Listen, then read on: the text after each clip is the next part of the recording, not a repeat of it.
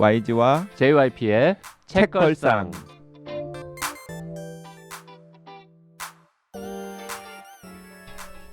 책에 관한 걸쭉하고 상큼한 이야기. YG와 JYP의 책걸상이 찾아왔습니다. YG 강량구입니다. JYP 박재영입니다. 그리고 오늘 게스트 독변 양지훈 변호사 나와 있습니다. 안녕하세요, 양지훈입니다. 네. 반갑습니다. 오늘 이번 주에는 가짜 노동이라는 덴마크 학자 두 사람이 쓴 책을 읽고 있는데요.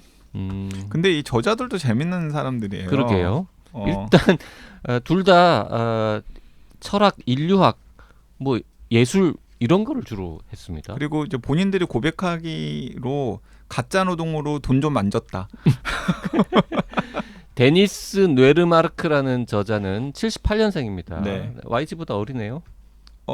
그 양변이랑 동갑입니다. 동갑이죠. 예. 덴마크 사람이고 얼마나 좋은 학교인지는 모릅니다만 오르후스 대학이라는 데서 인류학 석사를 받고 노동, 정치, 문화에 대한 강사, 컨설턴트, 비평가로 일을 했다고 합니다. 그러면서 여러 가지 글을 썼는데 인류학 서적들 중에서 꽤 잘 팔리는 책들을 썼다. 뭐 이게 이제 지금 저자 소개에 있고요. 아네르스 포그 옌센이라고 하는 사람은 73년생이고 네. 역시 덴마크 사람이고 오덴세 대학에서 철학으로 석사를 받고 파리 1대학 우리 소르본느라고 하는 거기에서 박사 과정을 수료하고 코펜하겐 대학교에서 예술 문화 연구로 박사학위를 받았어요. 이분은 박사학위까지 받긴 했네요. 근데 이 양반은 또 강사, 작가, 극작가, 정치 사회 비평가. 보니까 둘 다 하여튼 약간 이제 입으로 먹고 사는 사람들인 것 같은. 그러니까 본인들도 불합꾼들. 아마도 가짜 노동으로 돈 버는 사람들 중에는 우리가 공개 사과를 하는 사람으로서는 처음일 것 같다. 맞다. 우리가 가짜 노동으로 사람들 현혹해서 돈 좀 벌었다라고 고백을 하고 있고요. 또 이 책에 약간의 그런 그 긴장감이 느껴지는 게 뭐냐면 본인들도 인정을 하기를 데니스 네르마르크와 아네르스 포그 옌센이 정치적 입장이 완전히 다르대요. 그러게요. 그래서 데니스 네르마르크는 우파에 가깝고 그리고 아네르스 포그 옌센은 좌파에 가깝기 때문에 이제 그런 그 좌파 우파의 긴장감도 이 책에서 좌파도 문제고 우파도 문제다. 그 현대 사회가 공의 문제고 거기에 대해서 이 가짜 노동에 대해서 좌파도 또렷한 대안을 제시하지 못하고 있고 우파도 또렷한 대안을 제시하지 못하고 있다. 를 좀 이렇게 목소리 높여서 설명하는 근거로서 또 이야기가 되고 있죠. 우리가 지난주에 기본소득 얘기할 때도 이게 좌파 우파와 상관없이 서로 좀 약간 고민스러운 지점이 있다 뭐 이런 얘기 했었는데요. 그게 이제 흔히 생각할 때 우파의 경우에는 이를테면 뭐 그 생산 수단을 보유한 자본가를 위하는 정파이기 때문에 이를테면 근로 시간을 늘리고 노동조합의 운동에 대해서 어느 정도 뭐 반대하는 그런 입장이다라고 쉽게 이해가 되는데 왜 좌파의 경우엔 또 근로시간이 늘어나고 이런 가짜 노동을 양산하는 시스템에 대해서 저항하지 못했는가 이런 의문을 가질 수 있는데 사실은 이 저자들이 지적하는 거는 역사적으로도 노동조합 운동이 결국은 정규직 근로자들을 보호하는 차원에서만 발전을 해왔고 강화되어 왔기 때문에 실질적으로는 근로시간을 줄이지 못했다. 그래서 그 노동시간을 단축하는 측면에서만 바라볼 때는 좌파 우파가 다를 게 없다. 이렇게 지적을 하고 있는데요. 사실은 이 책 자체가 그러한 어떤 정치적인 입장 내지는 현실에서의 어떤 다양한 이해관계 세력들의 어떤 타협으로서의 노동시간 이런 것들을 좀 간과한 게 아닌가 오히려 그런 생각도 드는 점이 있거든요. 이를테면 가짜노동의 저자들이 이 3부에서 여러 가지 뭐 노동시간 단축을 위한 어떤 대안이라고 지적하고 주장하는 것들이 뭐 이런 겁니다. 그러니까 개인 차원에서는 눈치 보지 않고 퇴근하기, 뭐 이젠 정말 의미 있는 일을 시작하기, 회의는 짧을수록 좋다. 뭐 이런 내용들로 이제 개인 차원의 어떤 근로시간 단축을 요구하고 있다면 뭐 중간 관리자를 위해서는 이런 것이죠. 역할과 권위를 중간 관리자 스스로 받아들여서 그러니까 외부 지원 세력들 이를테면 컨설팅이라든지 홍보팀이라든지 뭐 이런 외부 지원 팀들 무대 밖의 노동을 지원받는 것을 거부하자라고 하는 어떤 관리자 차원에서의 노력들을 또 주장하고 있고요.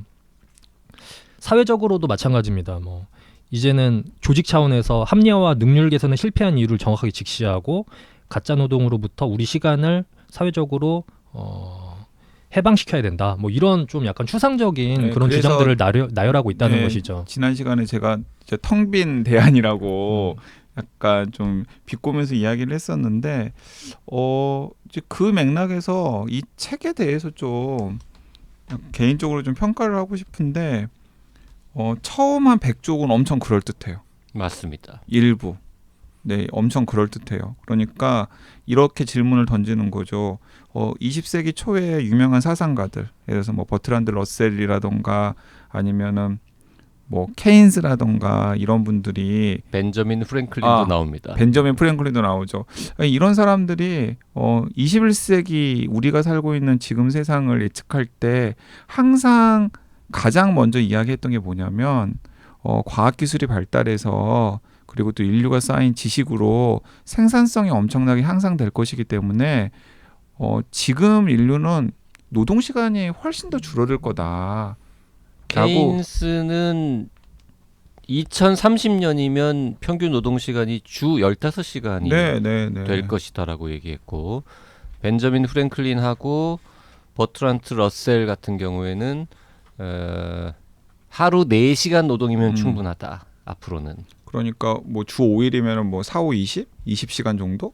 그러니까. 그러니까 얼추 뭐 비슷한 거죠. 그러니까 15시간에서 20시간 정도만 그 정도 필요한데 주 5일이나 출근할 일이 뭐 예. 있습니까? 주 한 3, 4일 출근하고 15시간, 20시간만 일하면 될 것이다.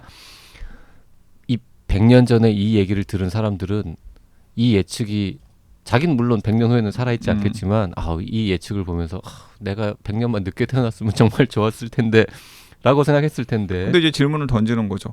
그런데 실제로 그 사람들이 생각했던 것처럼 과학기술도 어쨌든 간에 많은 혁신이 있었고 그리고 노동의 양상도 많이 달라졌고 그리고 또 진짜 우리가 의지만 가지면은 지금 우리가 가지고 있는 과학기술의 혁신의 성취만으로도 상당한 생산성을 보장받을 수 있는데도 불구하고 왜 우리는 그때와 비교했을 때 노동시간이 그렇게 획기적으로 줄어들지 못했나라는 질문부터 시작을 해서 이 저자들은 이제 어쩌면은 그 답에는 실제로는 무용한 그리고 가치도 없는 그리고 조직에도 해를 끼치고 개인에게도 해를 끼치는 가짜 노동이 주범일 수도 있겠다라는 대안을 내놓은 다음에 이제 2부에서는 우리가 그 구체적인 내용들이 무엇인지를 소개를 할게라고 이야기를 하고 있는데 제가 생각하기에는 2부에 한 200페이지는 없어도 돼요.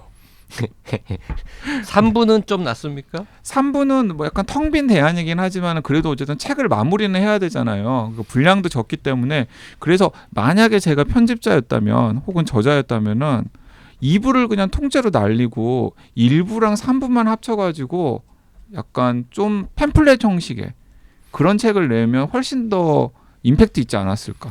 그러니까 1부가 이게 앞에 이제 쓸데없는 게 좀 있으니까 1부가 하여튼 대략 좀 100쪽 정도 네. 되고요. 2부는 100쪽이 조금 넘고요. 2부도 100쪽이네. 그리고 2부는 200쪽입니다. 그래요. 2부가 200쪽이에요. 2부는 그래서 2부를 날려야 된다고 얘기했는데 2부는 그것 때문에. 200쪽이고요. 3부는 한 70쪽밖에 안 됩니다. 네, 그래서 170쪽짜리 책을 200쪽을 덧붙여가지고 370쪽을 만들어 놓은 거예요. 저는 그래도 2부를 완전히 날린다는 거에 대해서는 동의할 수 없고요. 어쨌든 1부, 2부, 3부를 다 축약하고 동어 반복이 너무 많습니다. 뒤로 갈수록 지루해집니다. 그래서 이거를 딱 압축해가지고 한 240쪽 정도로 딱 요약했으면 그럼 참 좋았겠다. 특히 저는 2부가 너무 지루하더라고요. 390쪽이나 되는 이야기 쓸 내용은 없었다. 네. 이게 이제 형식적으로도 약간 늘어지는 측면도 있기는 하지만 내용적으로 바라봤을 때에도 이 가짜 노동의 저자들이 좀 간과한 부분은 분명히 있다고 생각이 들어요. 이를테면 이 책에 이제 소개되기도 하는데 본문에서 벤저민 클라인 허니컷이라고 하는 저자가 쓴 8시간 대 6시간 켈로그의 6시간 노동제라고 하는 책이 있습니다. 그러니까 이 책이 소개하는 건 뭐냐면 그러니까 그 실제로 미국에 있는 그 오트밀 제조 회사죠. 켈로그. 그 켈로그가 켈로그는 다 알아요. 켈로그는 다 알아요. 이두 분이 3년 무시하지 반 동안 말고. 어떤 변화를 겪었는지 제가 가늠이 안 되어서 그렇습니다. 켈로그가 그러니까 1930년도에 그러니까 거의 지금으로부터 98년, 100년 전이죠. 그러니까 이 시기에도 벌써 하루 6시간 노동제를 실험한 어떤 그 사례가 있었어요. 근데 그 노동자들이 뭐 그냥 무조건 좋아할 것 같잖아요. 근데 갑작스럽게 6시간을 실험한 이유가 있어요? 아, 이 6시간 노동제를 실제로 도입한 1930년도 자체가 사실은 1929년부터 시작됐다고 하는 공황 때문에. 경제 대공황 이후에 일자리 나누기의 일환으로 이 켈로그 경영진의 어떤 결단에 의해서 선한 의도에 의해서 시작된 것이죠. 아, 켈로그 경영진 입장에서는 근로자를 해고하지 않고 일자리 시간을 나눔으로써 더 많은 근로자를 고용하고 사회적으로는 뭐 총수요를 확보하는 그러한 뭐 이를테면 뉴딜 정책을 회사 차원에서 먼저 시도했다라고 이해하셔도 될 것 같습니다. 약간 일자리 나누기 실험이었네요. 그렇죠. 그래서 당시에는 갑자기 지금 딴 책 소개로 지금 넘어간 거죠? 그러니까 지금 본인이 위기감을 느낀 거야. 본인이 소개한 가짜 노동이라고 하는 책에 후졌다고 대해서 하니까. 후졌다고 하니까 이 책 뭐냐 뭐 170쪽, 240쪽으로 요약하면 충분하지 않냐. 네, 지금 책 제목이 8시간 vs vs 6시간 이게 책 제목이고 예, 그렇습니다. 그러니까 독변도 2011년에 우리나라에 나온 10년도 넘은 책을 지금 이 본인이 요 주제에 대해서는 저게 제일 좋은 책이라고 지금 생각하는 거예요. 그러니까 독변도 지금 가짜 노동을 같이 읽자고 했는데 본인도 읽다 보니까 별로야. 이것만으로는 조금 내가 오랜만에 책걸상 나왔는데 내 이름에 똥을 칠하겠다라고 생각한 거지. 그런 겁니까? 약간 본인이 추천하기에는 약간 가오가 떨어지는. 이 가짜노동 책 본문에서도 이 저자 허니컷의 이름이 여러 번 거론이 되기도 합니다. 네. 그래서 이 책도 이제 소개가 되고 있고요. 그러니까 저도 그 저자나 제목은 아는데 저는 읽어볼 생각은 못했거든요. 네. 근데 언젠가 한번 읽어봐야 되겠다라는 생각을 했었는데 역시 책 읽는 변호사네요. 네. 그러니까 이 책이 사실은 왜 노동시간 단축을 사회적으로 혹은 집단적으로 이루는 것이 어려운가를 굉장히 세밀하게 보여주고 있다는 것이죠. 그러니까 말씀드린 것처럼 1930년도에 이 켈로그라고 하는 회사에 그 집단적으로 6시간 노동제가 도입이 됐는데 이것이 결국에는 2차 세계대전을 지나고 그다음에 상당 기간 조직 내에서 6시간제를 사수하려고 하는 근로자 집단이 있는가 하면은 몇 년이나 지속이 되었어요? 그 6시간 노동 실험. 실제로 회사 내에서 이것이 완전히 폐지되기까지는 약 55년이 걸렸습니다. 그렇게 오랫동안 지속됐어요? 1985년도에 결과적으로는 완전히 이제 사라진 것으로 기록이 되고 있고요. 자, 그러면 저 8시간 대 6시간은 거의 55년의 기록이네요. 그렇다고 볼 수 있고요. 그러니까 이 책의 요지는 이겁니다. 그러니까 근로자들도 소득의 저하 없는 근로시간의 단축을 단순히 찬성하지만은 않더라라는 것이 책의 요지예요. 6시간 하루에 일하는 대신에 주 7일 일한 건 아닐 거 아닙니까? 그렇죠. 뭐 당시에는 주 7일제 개념의 뭐 사업장도 있었지만 아마 5일이나 6일 정도 일했던 걸로 기억을 하고요. 저도 이 책을 읽은 지 지금 꽤 됐는데. 그리고 실제로 미국의 포드 자동차에서 처음으로 5일제가 도입이 되었으니까 그렇죠. 그 이후에 나온 실험이니까 어쨌든 간에 주 30시간 일했겠네요. 네, 5, 6에 30. 5일 일하면 30시간이고 네. 6일이라고 할지라도 뭐 36시간밖에 안 되는 거죠. 그렇죠. 지금 우리 법정 근로시간보다 훨씬 적은 거예요. 그런데 여기서 핵심은 그러니까 강조하고 싶은 거는 근로자 집단들 사이에서도 이 6시간 근로제를 바라보는 것이 다들 찬반이 갈렸다는 거예요. 그럴 것 같아요. 흥미로운 것은 많은 남성 근로자들이 특히 6시간 근로제를 버리고 8시간 근로제로 더 빨리 복귀하더라라고 하는 것이 책의 내용 중에 하나입니다. 그러니까 여성 근로자들은 6시간으로 근로시간이 줄이니까 최소한 2시간 이상의 여가 시간을 확보하게 되면서 보통 지역사회에서 봉사활동을 하거나 아니면 가정 일을 더 충실하게 하거나 다른 자기의 취미활동 같이 모여서 허니잼을 만든다든지 뭐 여러 만들어요? 가지 잼 같은 걸 만든다든지 뭐 이런 활동들이 이제 다양하게 펼쳐지는데 여성 근로자들 사이에서 남자들은 술이나 남자들은 마셨겠지 보통 뭐. 말씀하신 것처럼 모여가지고 술을 마시거나 뭐 가끔 당구 치거나 뭐. 그렇죠. 뭐 서로 당시에 싸우고 그러다가 뭐 그런 내용까지 있진 않았습니다. 네. 그래서 그리고 남자들이 그렇게 더 일하고 싶어 했던 거는 집에 가면 가사 노동을 해야 되니까 그거 안 하려고. 차라리 내가 일을 더 많이 하고 다만 10만 원이라도 더 벌어갈게 이쪽을 이제 택했겠죠. 그러니까 사실 그 은퇴하신 아버지 어머니들 사이에 가장 큰 갈등 요인 중에 하나도 평생 가사노동을 해본 적이 없는 아버지의 그러니까 이제 집에서 어떻게 해야 될지를 모르는 거죠. YG도 그냥 5시에 일 끝났는데도 가사노동 하기 싫어가지고 집에 10시까지 놀다가 밤늦게 들어가고 그러지 않나요? 아 그런 적은 없습니다. 아니 이거 왜 아니 본인 얘기를 왜?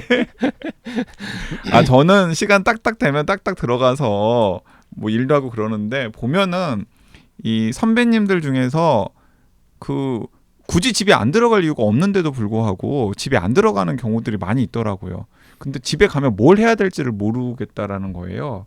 그런 거랑 약간 좀 유사한 맥락인 거죠. 집에 안 가고 회사에서는 나갔을 때 남는 시간이 있다고 해도 사실 뭐 할지 모르지. 그렇죠. 그러니까 그러한 어떤 그러니까 텅 빈 시간이 생겼을 때 그것을 처리하는 기술이 근로자들에게 굉장히 부족한 거고 남성 근로자들은 특히 더하다라고 하는 것이 이 책이 지적하는 지점이기도 한 거예요. 예, 그래서 그러면서 남성 노동자들은 차라리 공장에서 8시간 일하는 게 낫다라고 그렇죠. 이야기를 하는데 여성 노동자들은 그러면 85년까지면 끝까지 버텼던 그룹이 있었던 거네요.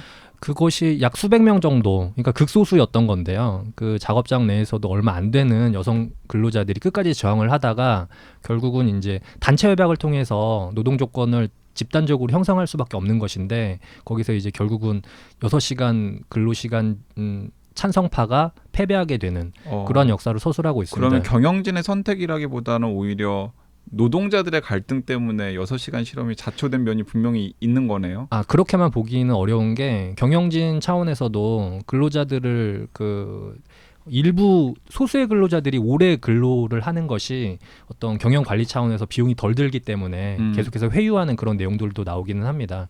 다만 이제 그래서 다시 가짜 노동으로 돌아오자면 이 책이 지적하는 것은 사실은 어떤 개인 차원의 어떤 결단, 우리가 근로 시간을 줄이고 그럼으로써 더 노동을 값지게 하자 뭐 이런 취지의 주장을 하고 가짜 있는데 노동에 저항하고 뭐 그렇죠. 이런 이야기를 하는 거죠. 그런데 그것이 일상 세계를 구성하는 실제 그 현실로 돌아오면 굉장히 어려울 수도 있다는 것이에요. 그리고 집단적으로도 어떤 압력이 그러니까 더 많이 일하는 것이 좋고 더 많이 일함으로써 뭐 소득을 더 늘려야 된다라고 하는 어떤 그러한 세력들이 분명히 존재하기 때문에 개인의 결단만으로 이것을 어떤 사회운동화시키고 집단적으로 어떤 근로시간을 단축하게끔 하는 것이 호락호락하지만은 않다는 것이죠.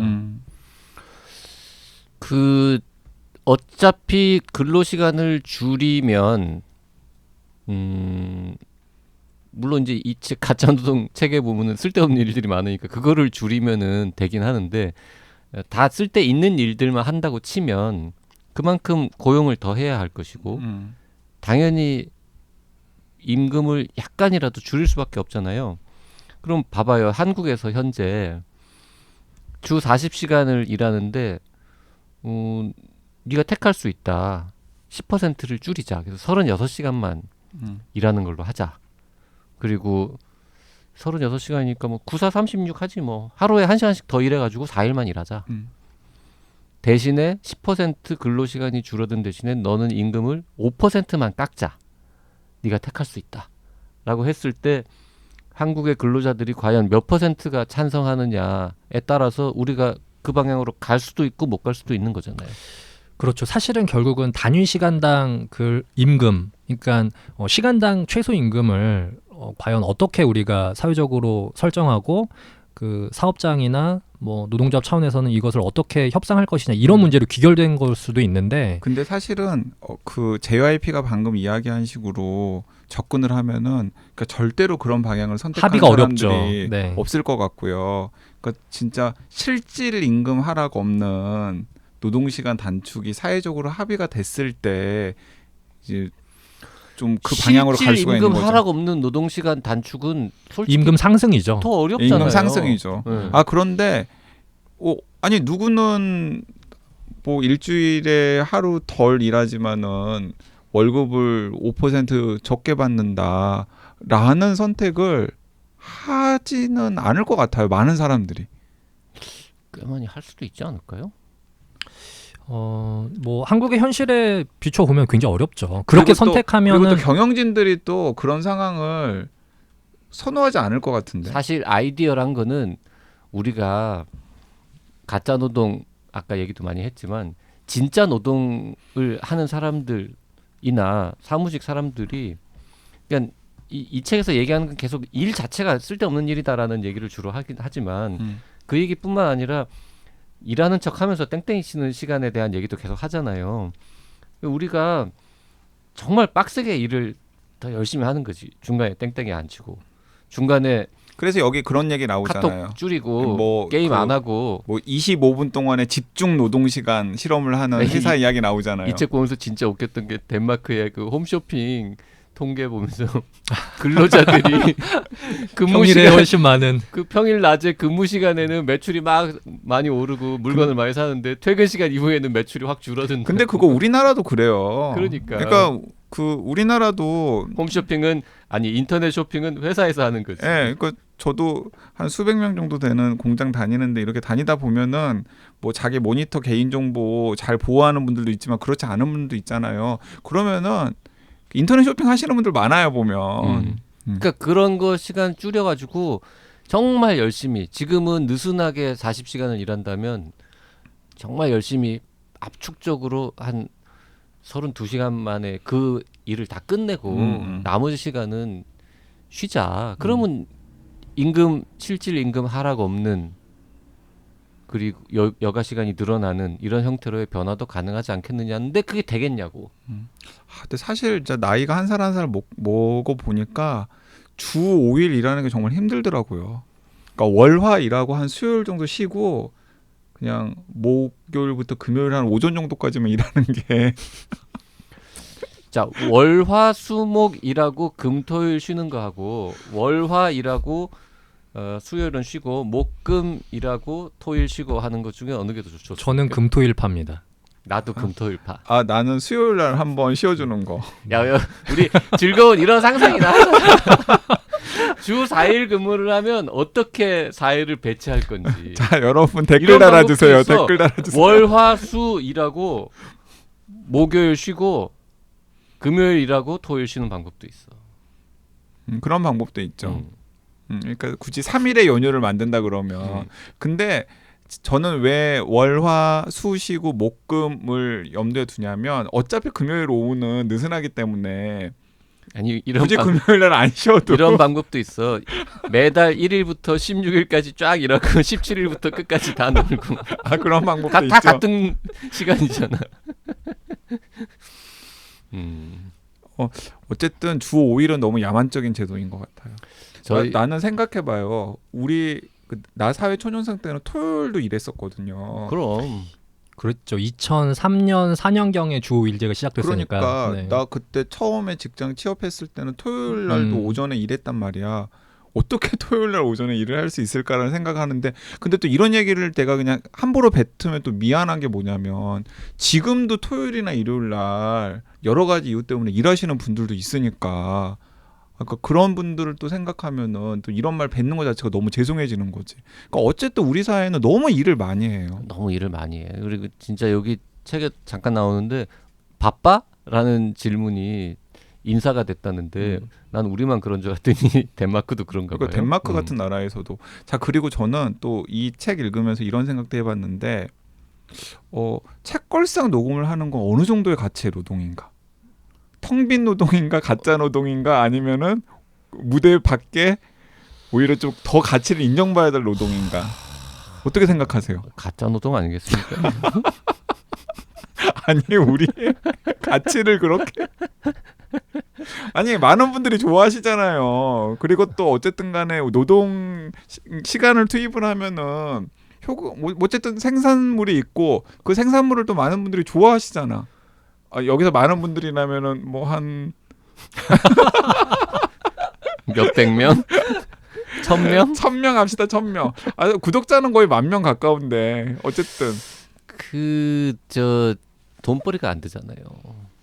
여기서 돈벌이로 생각을 하지 말라. 여기 가짜 노동에도 이야기하잖아요. 가치 있고 숭고한 사회적인 노동 중에서 이 상품이 아니기 때문에 강가되고 있는 노동이 너무나 많다. 우리 사회에는 예를 들어서 가사노동 같은 걸 이야기를 하잖아요. 그러면은 부가가치가 이렇게 금전적으로 직접적으로 나타나지 않아도 진짜 노동일 수 있는 거다. 그렇죠. 그러니까 그런 취지에서 생각을 해보자는 그런 거죠. 취지라면 우리 녹음하는 건 진짜 노동인 걸로. 그 게스트의 입장에서 정확하게 제가 게스트의 권한으로 판단을 내려드리겠습니다. 노동 전문 변호사. 네. 어. 책걸상 녹음은 진짜 노동입니다. 진짜 노동이고 우리가 노동이라고 할 때 급여를 먼저 생각하셔가지고 지금 개념이 혼동이 있는 것 같은데 그것이 아니고 책걸상은 사실은 한국의 독서 공동체에 큰 기여를 하고 있는 프로그램이죠.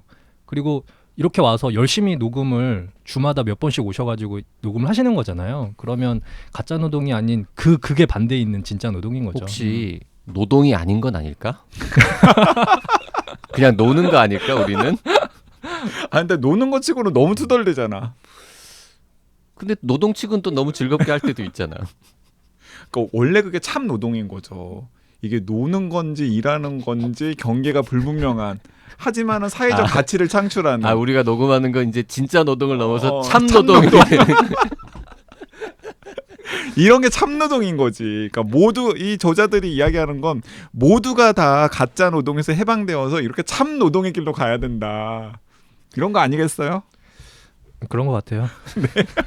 난 이 책 보면서 또 하나 이제 즐거웠던 거는 이거를 무슨 인류학자나 뭐 사회학자나 아니면 뭐 일반 평범한 그냥 교양 시민들이 읽을 때 하고 다르게 회사의 어떤 관리자 특히 이제 인사 뭐 노무 담당자 이런 사람들은 맞아. 너무 이것들이 회사에서 효율이 떨어져. 일을 너무 안 해. 어떻게 얘네들을 조져가지고 더 일을 하게 만들지? 이 생각을 할 것 같아요. 그래서 이런 사례도 있잖아요. 개인용 컴퓨터에다가 다 감시 프로그램을 깔아가지고 직장에서 이상한 사이트 들어가서 헛짓한 사람들 한 꽤 많은 인원들을 다 정리한 회사 사례도 막 나오고 그러잖아요. 우리 회사에서 내 컴퓨터에다가 그런 감시 기능을 붙이면 난 그만둘래. 자, 본인의 노동 시간 중에 가짜 노동 얼마나 됩니까? 많죠. 난 되게 찔렸다니까. 여기 보면은 책에 뭐 여러 가지 표현이 나오는데요. 텅 빈 노동에 4가지 유형이 있습니다. 빈둥거리기, 시간 늘리기, 일 늘리기, 일 꾸며내기. 이거 내가 다 하는 거야. 이거. 빈둥거리기도 하고 시간을 늘리기도 하고 각각의 개념이 뭔지를 설명할 지금 여유는 없지만 어쨌든 이 사람들이 가짜 노동에 대해서 여러 가지 유형으로 이렇게 막 얘기하고 하는데 계속 찔려. 나도 좀 이러는데. 심지어 관리자시잖아요. 그러니까.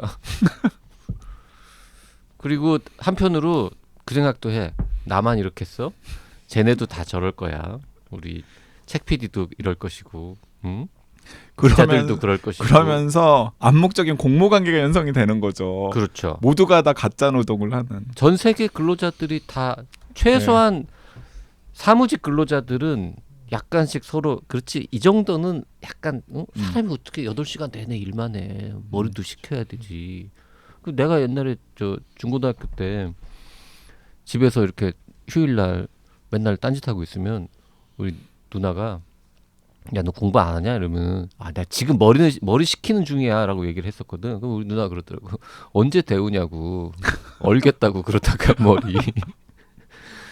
근데 난 지금도 회사에서 가끔씩 또 그러고 앉아 있거든요. 머리 식혀야 된다. 근데 이제 한편으로는 사실은 지식 노동을 하는 거잖아요. 화이트 칼라가 일정하게. 그리고 그 지식 노동의 비중이 전체 노동 시간에서 굉장히 늘어나고 있기 때문에 어떤 지금 말씀하신 예열의 과정, 어떤 생산을 하기 위한 준비 과정 이런 것들이 좀 필수적인 거 아닌가 이런 생각도 들기는 해요. 되게 의뢰인 잘 꼬시겠다. 되게 지지적으로 우쭈쭈 뭐 이렇게 해주는 분위기인데 의료인들이 아주 좋아하겠어.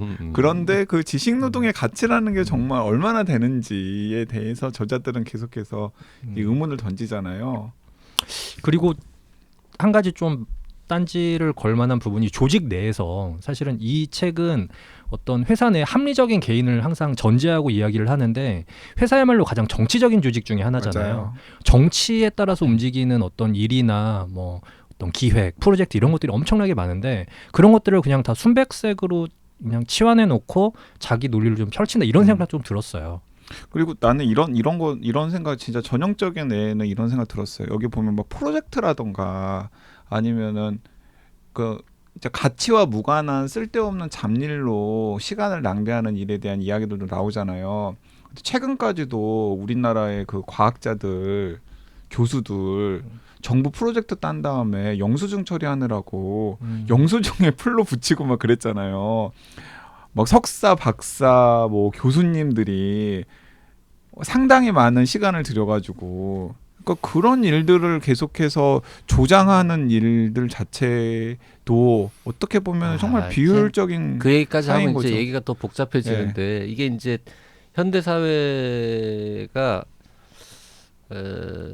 신뢰, 무신뢰, 불신. 불신이 디폴트인 사회가 되다 보니까 그래서 이 책에서 행정 비용이 계속 늘어나는 이 책에서 저자들이 이야기하는 게 그 아마 프랑스 저자인지 영국 저자인지가 쓴 감사 사회라고 하는 책이 있더라고요.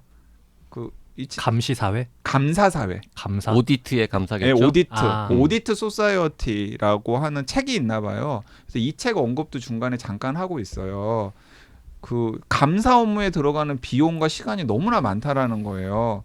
그런데 이 저자들이 또 정확하게 그 오디트 소사이어티의 저자가 지적을 한 것 같은데 그러니까 이게 감사에 들어가는 시간도 굉장히 많이 들고 비용도 굉장히 많이 들어가는데 그렇다고 해서 사회 자체가 저신뢰 사회이기 때문에 그 감사 절차를 거쳤다고 해서 뭔가 진짜 치명적인 모럴 해저드라던가 이런 게 잡혀지지도 않는다라는 거지. 그냥 그러니까. 모두가 다 그냥 저래 감사 저 의뢰를 통과했으니까 이 비용을 들여서 우리 조직은 깨끗할 거라고 생각하는데 나중에 알고 보면은 막 안에서는 막 부패하고 있고. 진짜 나쁜 놈들은 다 알아서 빼가는데 안 빼가는 멀쩡한 사람들이 그게 자기가 이 돈을 빼먹지 않았다는 것을 증명하기 위해서 서로 수많은 행정 비용을 쓰는 공적 자금 혹은 공금이 투입되는 이 자리에서는 다 발생하잖아요. 지금 뭐 건강보험 뭐 이런 계열도 그렇고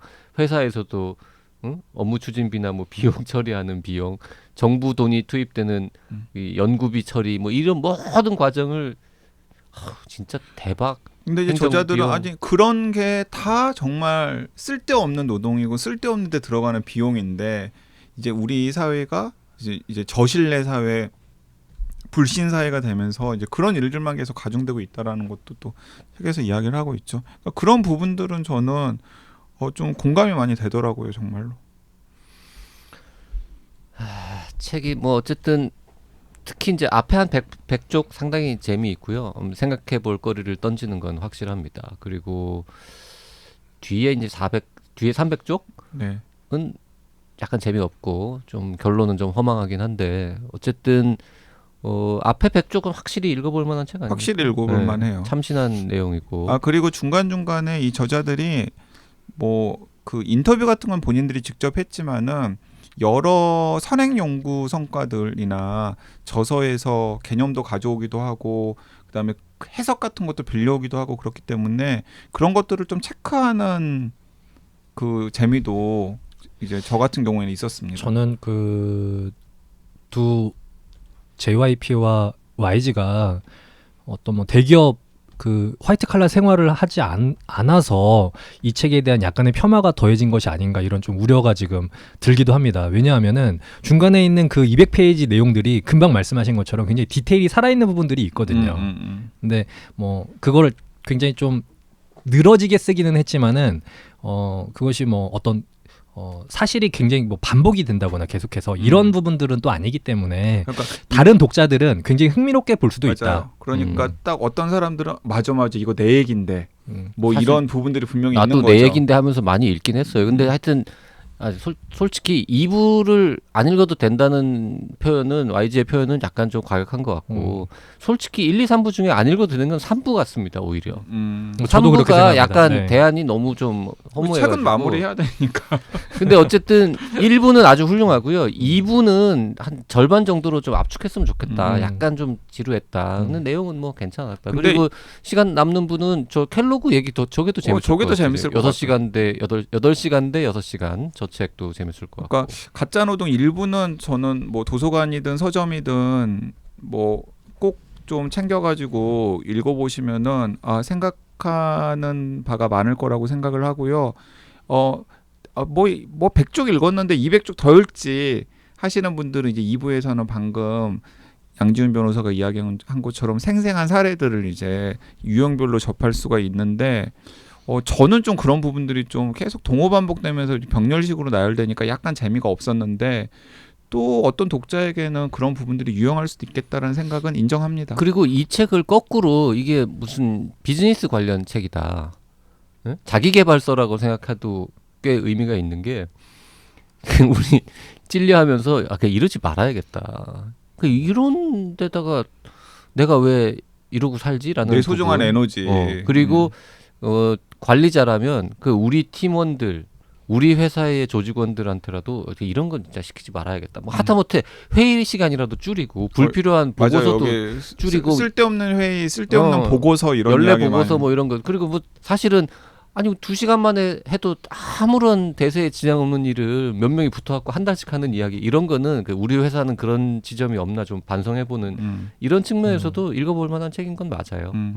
그리고 저도 이 가짜 노동보다 더 구미에 당기는 책은 저 8시간 대 6시간. 켈로그의 6시간 노동 실험은 어떻게 실패했나. 아무튼 이제 오늘 방송을 통해서 가장 보람 있었던 일은 이제 책걸상 녹음은 참 노동이다. 참 노동. 그 얘기를 저희가 들은 게 그리고 우리 모두가 참 노동의 길로 나아가야 된다. 어쨌든 양지훈 변호사 덕분에 책걸상 녹음은 참 노동이다. 새로 앞으로 가끔 써먹읍시다 우리. 참 노동. 우리 토크 콘서트 때도 써먹자. 참 노동자인가 그럼 우리는? 참 노동자지. 참 노동하는 사람은 참 노동자. 참 아닙니까? 노동자지. 댓글 좀 읽으면서 이제 마무리해야 될 것 같습니다. 너무 헛소리가 늘어나는 것 같으니까. 베니 덕후님 가장 나쁜 일 편 들으시고 젖지 않는 버전. 우리가 이런 아니 그 표현 젖지 않는 버전 응. 웃깁니까? 젖지 않는 버전? 이거 원래 뭐였죠? 워터프루프. 워터프루프. 젖지 않는 버전 괜찮죠 뭐. 네. 이어폰 도대체 뭘 생각하면서 젖지 않는 버전 하면 다들 킥킥킥 웃으시는 거야? 몰라.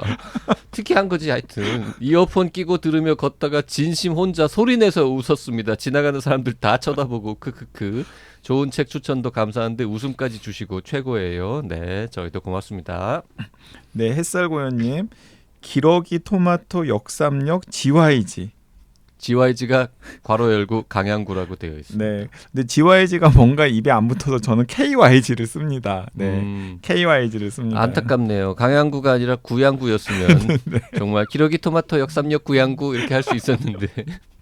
네, 책걸상 댓글과 책걸상 카페의 독후감들을 보다 보니 저도 감상을 잘 적어보고 싶다라는 욕심이 생기더라고요. 평생 책과 멀리해왔기 때문에 독후감 쓰는 것 자체도 서툴고 그 글을 어디 내놓기는 더욱더 부끄럽고 그래서 올해는 독서 마라톤에 도전을 했습니다. 광주광역시 교육청에서 시행하는 독서 마라톤은 독후감을 쓴 페이지에 따라서 코스가 나뉘는데 제가 올해 목표로 잡은 것은 타조 코스입니다. 총 7개 코스 중에 중간 난이도고요. 8월 15일 목표를 달성했습니다. 타조 코스 완주했고요. 다음 코스인 사자 코스 달리는 중입니다. 독서 마라톤이 끝나면 또 결과 알려드리겠습니다. 그리고 사촌 동생께서 여중기 술술 재밌게 읽었다고 연락이 왔다고 햇살고요님께서 댓글 남기셨습니다. 그 사촌 동생 뿐만 아니라 누구나 다 술술 재밌게 읽는 책이니까 사촌 동생도 그러셨겠죠. 네. 감사합니다. 10734268님 이분은 독재가 카페에서 틈숲섬이라는 닉네임으로 활동하고 계신 제주도 사시는 분이죠. 제 마음에 의지쳐 저의 월수를 책임지는 책걸상 늘 감사합니다. 오늘은 특별히 JYP님께 감사한 마음을 댓글로 남겨봅니다. 제가 연초에 모 신문에 책 속의 칼럼을 쓰게 되었다며 코너명을 모집했었습니다. 많은 분들이 좋은 의견 주시면서 이름 짓는 건 JYP가 잘한다고 했죠.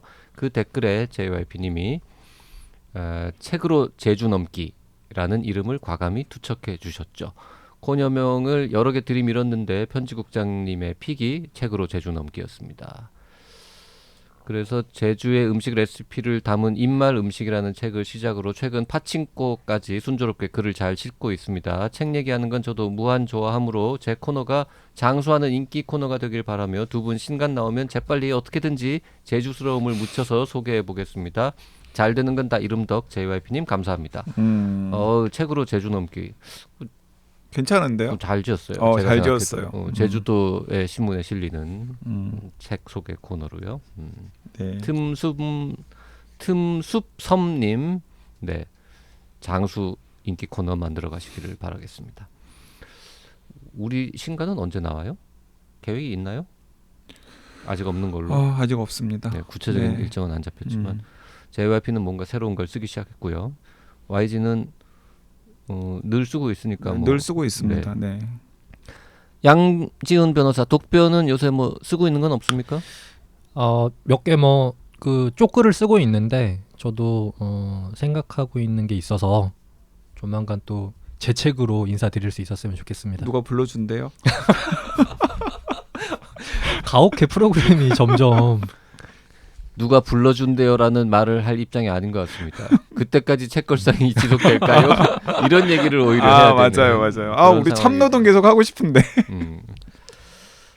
오늘은 독변 양지훈 변호사가 추천한 가짜 노동이라는 책으로 우리 함께 수다를 떨어봤습니다. 여기까지 하겠습니다. 독변 네. 감사합니다. 감사합니다.